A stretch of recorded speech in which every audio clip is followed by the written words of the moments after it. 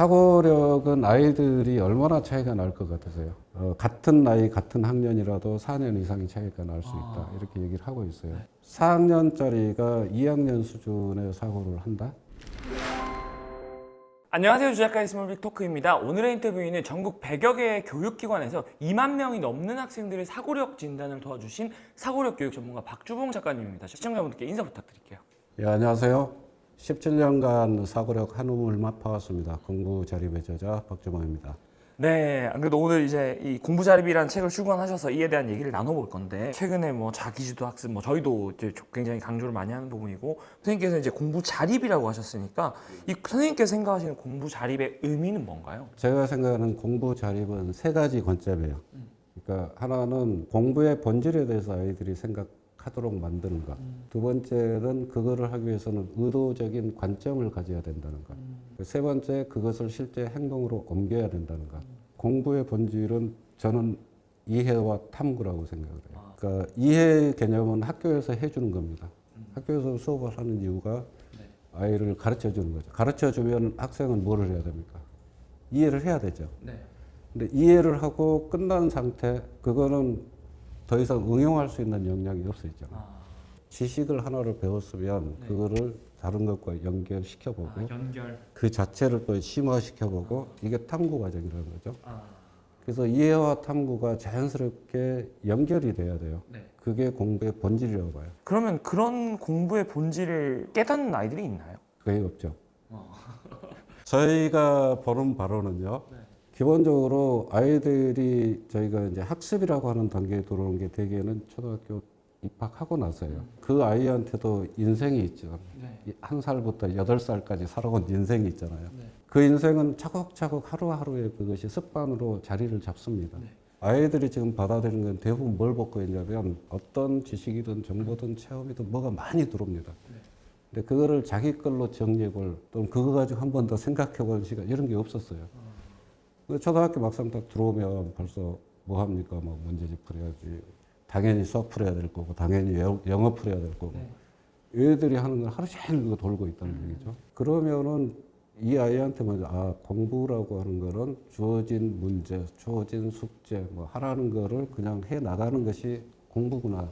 이렇게 정리가 되기 시작해요. 그럼 자기가 내가 여기서 뭘 하지? 왜 이걸 해야 되지? 이걸 어떻게 해야 되지? 이 고민을 할 필요가 없는 거죠. 의도적인 관점을 가지고 오라고 하셨는데 어떤 관점을 의미하시는 걸까요? 덧셈을 배웠다고 했을 때 덧셈의 문제가 하나 주어지면은 이것을 요구하는 건 뭘지? 이런 것들을 생각해 볼 일단 시간은 없죠. 그래서 어른들이 리드를 해주는 거예요. 야, 너 이 문제를 봤는데 여기에서 뭘 원하는 것 같으니? 또 이거를 하기 위해서 네가 앞에서 배웠던 게 뭐가 필요한 것 같으니? 이렇게 물어봐 주면 그럼 아이도 자연스럽게 관심이 돌아갑니다. 그게 의도적으로 보려고 하는 관점을 리드해 주면 아이들도 그렇게 봐요. 보려고 해야지 보인다. 그게 의도적인 노력이 그겁니다. 그러니까 원래는 이제 이런 노력들이 뭐 운동이라든지 이런 데서 테니스를 치는데 하루에 뭐 100회를 자세를 정확하게 해가지고 그 목표를 설정해서 의도적인 노력을 하잖아요. 그것이 학습에 적용되는 방식은 탐구하는 방식에 대한 의도적인 관점이다. 이렇게 보시면 될 것 같아요. 아까 실제 행동으로 옮겨져야 한다고. 근데 이게 참 어려운 것 같아요. 실제 행동으로 왜 옮겨지기가 어려울까요? 미국의 조 볼로라고 하는 스탠퍼드의 수학과 교수가 있어요. 그 양반이 한 얘기가 있어요. 아이들한테 솔직하게 공부는 쉽지 않다고 얘기를 해줘라라는 거예요. 그런데 그 속에서 너만의 즐거움을 찾아낼 수 있다라는 그 가능성을 항상 열어주라는 겁니다. 아이들한테. 근데 공부는 재미있고 했을 때 즐겁고 이런 식으로 길을 들여놓으면 어려운 문제가 나오면 당연히 이게 뭐야 도대체 이거는 내가 하는 공부가 아닌데 이렇게 되잖아요. 행동이 안 되는 것은 바로 그런 습관의 문제다. 그러니까 만약에 100개의 문제를 읽지 않고 의도적으로 파악하지 않더라도 풀어낼 수 있는 100개의 문제를 풀 거라면 차라리 그런 생각하는 문제 하나를 줘가지고 그 습관을 길들여주는 것이 행동으로 리드하기는 훨씬 낫다. 그러니까 어떻게 보면 우리가 사실 하고 있는 공부가 특히나 본질에서 벗어난 공부가 너무 재미가 없으니까 그 반작용으로 우리가 아이들한테 너무 공부는 재밌는 거야 이러는 걸 했지만 사실은 아이들이 조금의 넘기 어려운 허들을 만나면 그걸 넘어설 수 있는 힘을 좀 잃어버리는, 그래서 때로는 공부가 쉽지 않다는 것 자체를 좀 이해하고 받아들일 수 있게 도와주는 것도 필요하다. 예. 네. 그러면 이제 이런 말씀하신 공부의 본질, 방향에 굉장히 공감을 하는데 분명 대한민국 학생들이 그런 방식으로 공부하기는 쉽지 않고 그렇게 해온 아이들이 별로 없을 것 같아요. 그럼에도 불구하고 이제 선생님께서는 교육기관도 운영하시고 다양한 채널을 통해서 학부모님들과 학생들을 만나셨을 거고 분명히 그런 공부 자립을 통해서 성장한 아이들도 있을 거잖아요. 혹시 좀 기억에 남는 학생이나 학부모님 뭐 사례 기억나시는 거 있을까요? 이 친구를 2학년 때 저희가 받아가지고 지금 중학교 1학년이 됐습니다. 2학년 때 몇 번을 오렸어요? 5번? 답답하잖아요. 하라고는 하는데 보이지는 않지. 저희가 한 문제를 가지고 한 달 동안 같이 고민했어요. 그 친구하고. 한 달 동안 고민을 해서 그 친구 걔를 혼자서 어쨌든 풀어냈어요. 그리고 나서 두려움이 없어지는 거예요. 나도 할 수 있었네라는 거를 확인하는 순간이죠. 그러면 아이가 확 바뀌어요. 그러니까 아이들을 넘어가는 텀이 있다는 거예요. 우리는 그걸 임계점이라고 얘기를 하는데 그 선을 넘게 되면 보이지 않던 세계가 열리는 거죠. 이게 옛날에는 안 풀렸던 건데 근데 풀리네? 뭐 이런 식의 느낌이 오는 거죠. 거기까지 계속 단계 리드해 주는 게 대단히 중요하다. 이게 스몰 빅 클래스의 이름이 스몰 빅이잖아요. 스텝 하다 보면 그게 쌓이면 빅이 되잖아요. 마찬가지 문제 해결이라고 하는 거는 항상 어떤 단계에서 난관을 만나게 돼 있는데 거기를 자기 힘으로 넘어보는 경험을 만들어줘야 돼요. 그래서 어떻게 보면 어느 정도 챌린지한 어려운 문제들을 스스로의 힘으로 넘어봤을 때 그 아이는 엄청난 성취감과 어떤 변화의 모멘텀을 만들게 되는 거고 사실은 우리가 뭐 아이들한테 어려운 문제 주는 것 자체가 약간 아이들한테 부담을 주는 거다라는 인식이 있는데 사실은 본질적으로 어려운 문제가 아니라 어떤 충분한 시간과 적절한 가이드를 주지 못하는 게 본질적인 문제인 거라고 볼 수 있겠네요. 만약에 아이한테 충분한 그런 기회를 주고 적절한 가이드를 줘서 아이가 그 서들을 넘을 수 있게 도와주면 오히려 이 아이는 훨씬 더 남들보다 빨리 높이 갈 수 있다. 그러면 그 책을 보니까 이제 공부 자립의 개념을 제가 이해를 어느 정도 했는데 책에서 이제 공부 자립을 위해 갖춰야 할 4가지 도구와 또 1가지 조건이 있다고 말씀을 하셨어요. 그래서 이게 어떤 걸까요? 첫 번째가 이제 사고력이고 사고력은 아까 앞에서 얘기했던 문제 해결 능력이에요. 근데 이 부분은 뒤에서 조금 더 얘기하겠지만 사실 우리가 머리를 빠르게 회전을 한다. 머리를 굴린다. 이 얘기는 생각의 전환 속도를 말하는 거예요. 다음에 언어는 반드시 접고 가야 될 부분이다. 왜냐하면 모든 지식은 언어로 정리가 되어 있는데 문제는 지금 정보가 초정보화 사회잖아요. 그렇다 그러면 그 안에 어떤 것이 나에게 도움이 되는 거고 어떤 거는 부정확한 건지 가짜인지 진실인지 뭔가를 셀렉트 해낼 수 있는 보는 눈이 있어야 되잖아요. 그 다음에 세 번째가 수학 응용력이라고 했는데 그거는 절차적 사고에 대한 관점을 정립하는 걸 말하는 거예요. 그래서 사고력, 언어, 수학적 사고 이 부분은 그 초등 시기에는 반드시 거쳐야 될 부분, 빠뜨리면 안 되는 부분 이렇게 이해하시면 될 것 같고 시각화는 자주 듣지 못하는 부분일 거예요. 지금 알파 세대라고 하는 아이들이 앞으로 세대를 살아갈 때는 생각의 새로운 측면을 끄집어낼 수 있는 힘이 시각화다라는 거예요. 그리고 1가지 조건이 더 있다고 말씀해 주셨어요. 이거는 이제 학생이 갖춰야 될 4가지 어떤 조건이라고 그러면 환경, 즉 부모가 줘야 될 부분이 있잖아요. 그 환경은 기다려야 되는 거죠. 목표를 설정할 때 대부분은 부모가 목표를 설정해요. 학원에 가면 학원이 목표를 설정해줘요. 그래서 내주는 게 숙제예요. 아이는 내가 내 목표를 설정한 게 아니고 어른이 주어진 목표를 나는 달성하기 위해서 가야 되는데 이거 뭐 생각에 여지도 없어요. 그러니까 이제 끝내지 않으면 다음번에 가면 야단 맞아요. 그러니까 이런 식으로 어떤 계속 떠밀려가는 그런 상태에서는 자기 생각을 정립할 시간이 없다. 그런 아이들에서 공부가 내가 혼자서 주도해 나갈 수 있는 힘을 만든다? 사실 기대하기 어렵죠. 그래서 부모들이 해줄 수 있는 거는 아이를 믿고 기다려줘라. 아이는 분명히 스스로 커나갈 수 있다. 이거를 진짜 굳게 믿어줘야 돼요. 앞서 말씀하셨던 사고력, 문제 해결력 이게 중요하다는 건 뭐 다 공감하실 것 같거든요. 근데 이런 역량을 기른다는 것이 굉장히 추상적이고 와닿지 않을 수 있기 때문에 이게 구체적으로 어떤 의미고 이건 어떻게 개발될 수 있고 그래서 부모님들이 뭘 해주시면 되는지 그냥 아예 명확하게 좀 짚어주실 수 있을까요? 그러니까 예를 들어서 그냥 눈으로 우리가 관찰하는 것을 한번 생각을 해보면 자기가 이게 서서히 내가 이제 문제 해결에 대한 어떤 가치관, 또 문제를 내가 나의 문제로 만들어내는 것들이 길러진다면 첫 번째는 어려운 문제가 있다 그러면 들고 오지 않을 거예요. 엄마한테 안 들고 오면 아 얘가 조금 변했네 그렇게 생각하시면 돼요. 우리는 이거를 이제 과제 집착력이라고 얘기를 하는데 이 부분은 내가 해결해야 된다라는 자기 문제가 어느 정도 확고하게 정립이 되면 어려운 문제라고 그래서 바로 들고 오는 게 아니고 이거는 넥스트 더 해보겠다는 생각으로 바뀐다는 거죠. 네. 하나의 어떤 풀이 과정으로 풀리지 않을 때 다른 방식으로 돌려서 생각해 본다. 그걸 이제 생각의 전환 속도. 간혹 이런 아이들이 있을 거예요. 문제를 풀었는데 여기 문제집에서 풀려고 하는 어떤 풀이 방식이 아니고 엉뚱한 방식으로 풀어왔어요. 근데 답은 같아. 근데 엄마가 봤을 때 이게 맞는 건지 안 맞는 건지 헷갈려. 맞는 겁니다. 그러니까 어떤 문제를 풀어나가는 과정은 한 가지만 있는 건 아니죠. 그런 어떤 엉뚱한 생각들이 나온다. 아, 얘가 조금씩 뭐가 변화가 일어나고 있구나. 이렇게 생각을 하시면 될 것 같고, 문제 해결 프로세스가 이제 몸에 장착이 될 텐데요. 그거는 간단하게 한번 설명해 보라고 그러면 됩니다. 이 문제 너 어떻게 풀었니? 엄마한테 한번 설명해 줘 봐. 이렇게 한번 얘기해 보면 아주 심플해요. 여기서 원하는 것은 이것을 찾으라는 건데 이러이러 조건들이 있으니까 여기서 접근해 가서 난 이렇게 풀었어. 그래서 이런 공식이 필요해서 이렇게 썼어. 그래서 이렇게 했어. 그러면 그거는 이미 문제를 보는 자기의 관점이 정립이 된 거예요. 그런데 이거는 학원에서 이렇게 풀려고 그랬어. 이렇게 답 나오면 그거는 전혀 자기 생각이 없는 겁니다. 그래서 이제 부모들이 해줄 수 있는 역할이 있을 거예요. 어떻게 하면 습관을 그렇게 만들어 줄까?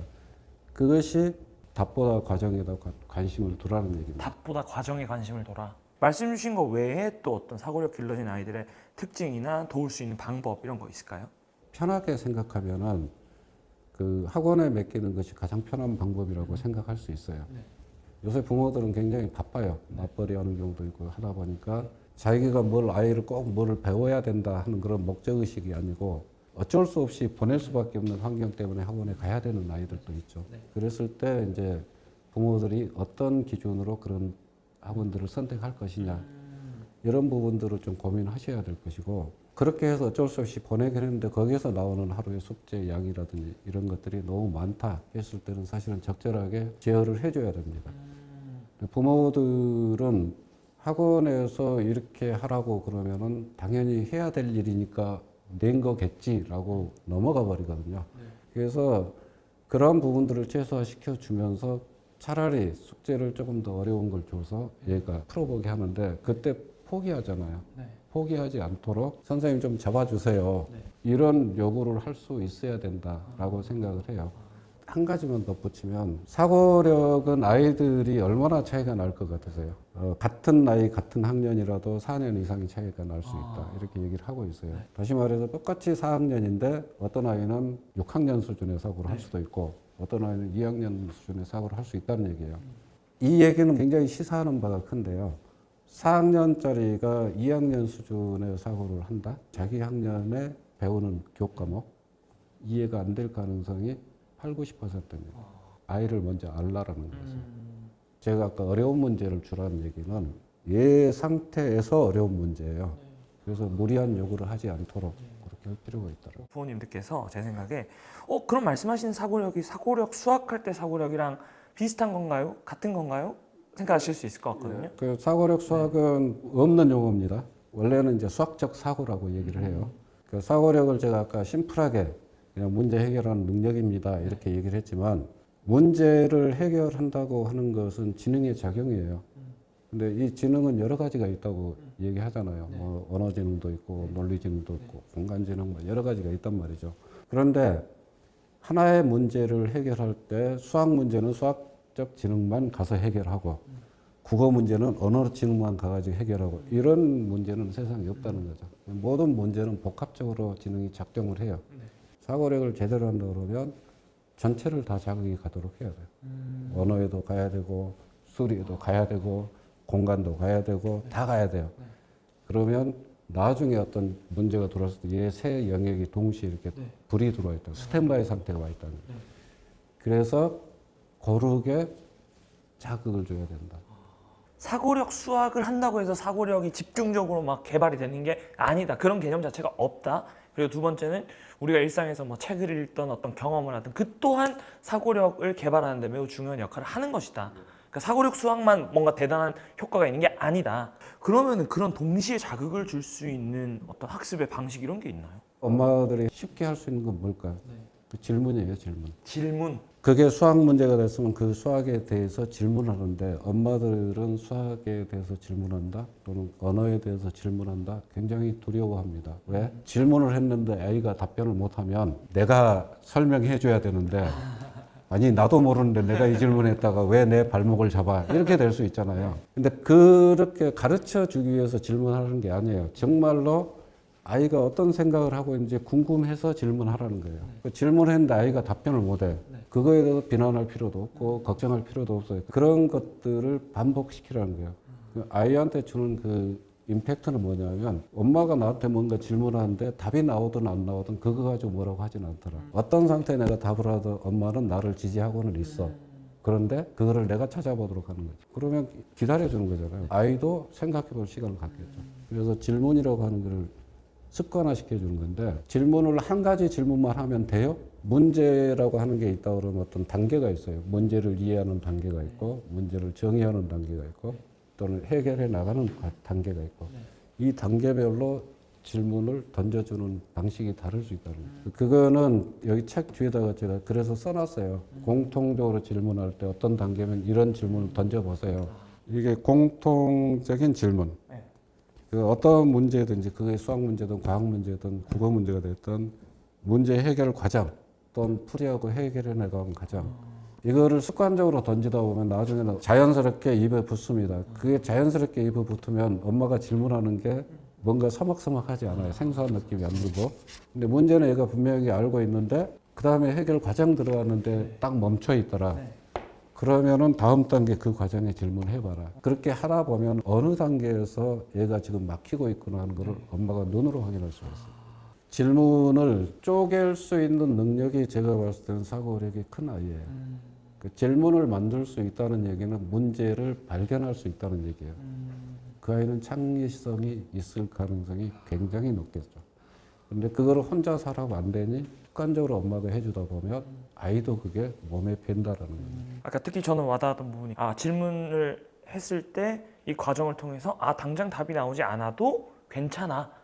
기다려줄 수 있어. 이 메시지를 주는 게 굉장히 중요한 포인트다. 네, 요새 뭐 문해력이라는 거 굉장히 강조됐지만 이제 책에서 이제 말씀하시기를 문해력이 강조되고 있지만 핵심은 독해력이다 말씀을 주셨어요. 그래서 문해력과 독해력 이거 사실은 되게 혼용돼서 쓰이는 개념인데 문해력과 독해력은 어떤 차이가 있고 왜 문해력이 아닌 독해력이 핵심이라고 말씀해 주셨는지 궁금합니다. 사실 문해력은 옛날에도 계속 중요했던 거잖아요. 그러면 그 핵심은 우리가 뭐라고 하냐? 한 세 단계로 본다 이거죠.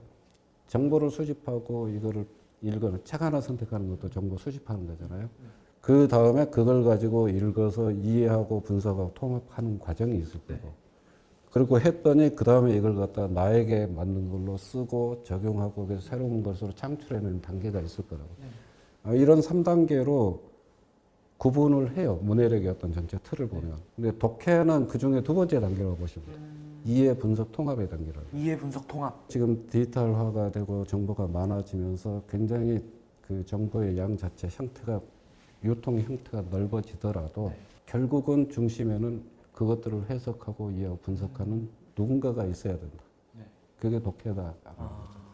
그러면 이런 독해력을 기르기 위해서 선생님께서 꼭 요거만큼은 좀 추천하고 싶은 방법이 있다. 그래서 저는 독해를 키우려면 국어 시간을 충실히 배우면 된다고 봐요. 보통 우리가 언어를 한다 그러면 1에서 3학년, 그다음에 4에서 그 이후 이렇게 구분합니다. 즉 문자와 소리와 의미 구조를 연결시키는 언어의 회로를 만드는 과정이 그 단계, 1, 3학년 단계.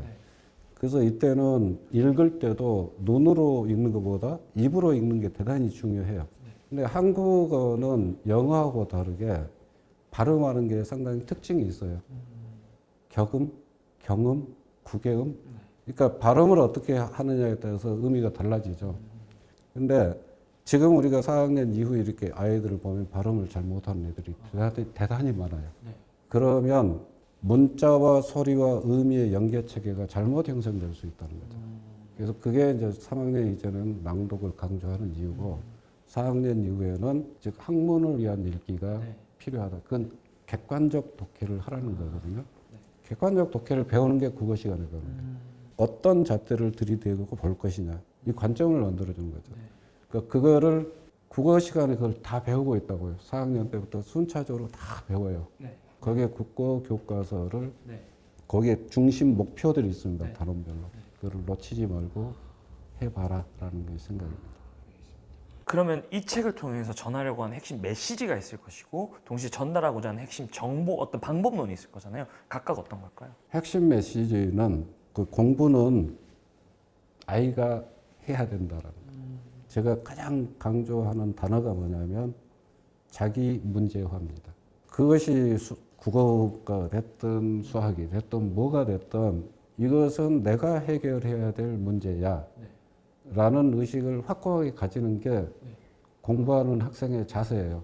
대부분의 사람들은 어떤 학원에다가 보내놓으면 대치동의 어느 학원에 보내놓으면 만들어주겠지. 그럴 일은 없거든요. 아무리 좋은 학원, 아무리 일타 강사한테 맡겨도 아이가 하지 않는 거는 안 되는 거죠. 자기 문제화라고 하는 것이 확고하게 여기한테 들어가야 된다. 그것이 이제 공부 잘하기 대단히 중요하다고 생각했고 제가 초등학생들한테 강조하는 거는 많이 보여줘라라는 걸 강조해요. 그래서 주말에 학원에 가서 그 어두운 골방에 있을 시간이면 차라리 시간이 되면 밖에 데리고 나가세요. 자연을 보여주세요. 또는 도서관에 가세요. 아니면 서점에 가서 책을 한 권 사라. 보는 모든 것들이 다 아이한테는 생각이라는 겁니다. 그리고 그런 때마다 아이하고 뭐 하라고 간단한 질문하라고 그랬잖아요. 저거는 어떤 것 같니? 네 생각만 얘기하도록 해주면 되잖아요. 그러니까 그런 것들이 굉장히 중요하다. 특히 알파 세대 지금 2010년 이후 아이들한테는 꼭 필요한 시기가 이렇게. 그러면 이제 안 그래도 책의 부제도 스스로 사고한 아이로 키우는 알파 세대 교육법.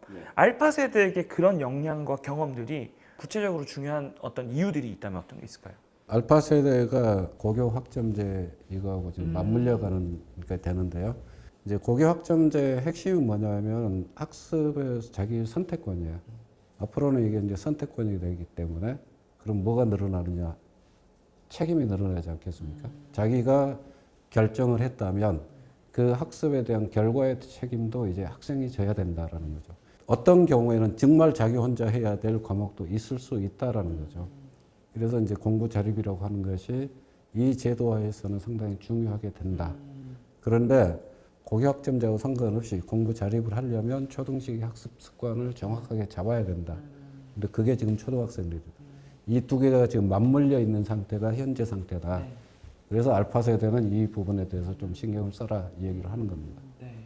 그러면 이제 마지막으로 교육 전문가로서 또 선배 부모로서 우리 아이의 공부 자립을 위해서 부모님들께 가장 좀 중요하게 알아야 한다고 생각되는 지점 꼭 얘기해주고 싶은 지점이 있다면 어떤 게 있을까요? 제가 부모들한테 이런 질문을 해요. 아이가 어떻게 자랐으면 좋겠어요? 라고 얘기를 하면 99%의 엄마들은 아이들이 자기가 좋아하는 것, 잘하는 것을 하면서 행복하게 살았으면 좋겠다라고 얘기해요. 실제 행동은 점수에 와 있어요. 그리고 아이가 어떤 문제를 못 풀고 뭐 이렇게 했을 때 스트레스를 받고 그것이 아이한테 표정으로 그대로 나가고 그러니까 어떻게 보면은 자기가 생각하는 어떤 이 가치는 포장이 되어 있는 상태예요. 이게 둘이 괴리되어 있는 상태죠. 그러자면 부모들 스스로 나는 우리 아이가 정말로 이렇게 되길 원하는 것인지 그걸 한번 생각해 봐야 되고 아이가 정말로 스스로 자립하고 혼자서 공부도 차 나가고 나중에 인생에서도 뭔가 자립해 나가는 모습을 보여주고 싶다. 그거는 부모가 리드해서 되는 부분은 아니다. 아이를 믿고 아이가 하는 행동에 대해서 지지를 해줘야 된다는 거예요. 아이에 대한 최종적인 보루는 부모예요. 근데 부모마저도 그 믿음이 없다면 세상 누구도 믿을 사람이 없거든요. 그 부분을 최종적으로 지켜줘야 된다. 네, 그래서 오늘 박주범 선생님 모시고 이제 공부 자립에 대한 이야기 나눠봤고 이 공부 자립에서부터 사실 굉장히 범주가 넓은 얘기들 사고력부터 해서 부모의 결국 태도와 관계까지 얘기를 나눠봤고 오늘 영상과 이 또 공부 자립이라는 책을 통해서 우리 아이들이 공부 자립 나아가서 인생 자립을 할 수 있는 그런 시간이 되셨기를 바라겠습니다. 저희는 다음번에 좋은 컨텐츠로 찾아뵙도록 하고요. 지금까지 조 작가 박주원이었습니다. 감사합니다. 감사합니다.